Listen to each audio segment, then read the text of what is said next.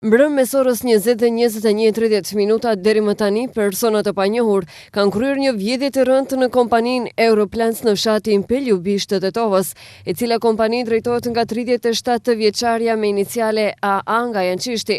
Përmes dritares së Bodrumit, fillimisht kanë hyrë në magazinën e kompanisë, më pas janë ngjitur në katin përdes ku me forcë kanë hapur derën e zyrës, ku janë ruajtur mjete të ndryshme dhe produkte ushqimore. Ndërsa më vonë nga kjo zyrë me shpejtësi kanë marrë edhe 5 sharra motorike që përdoren për qëllime të ndryshme, një pajisje me motor që shërben për grumbullimin e gjeteve, 120 pashteta, pas shka nga dalje e Bodrumit janë larguar pa u vërejtur nga askush. Vlera e përgjithshme e gjësendeve të vjedhura nga kjo kompani vlerësohet të jetë rreth 150.000 denar. Është kryer hetimi kompletuar dhe po ndërmerren masa dhe aktivitete për zbardhjen e plotë të rastit, në fjalë dhe zbulimin e autorëve të këtij rasti. 63 vjeçari me iniciale CS nga Jegunonci i punësuar në kompaninë Europlans në Peljubisht, dje ka denoncuar se në periudhën kohore mes datës 17 dhe 29 të këtij muaji, deri më tani persona të panjohur kanë marrë rreth 510 drunj të ndryshëm për zbukurim, të cilët kanë qenë të vendosur në saksi të veçanta,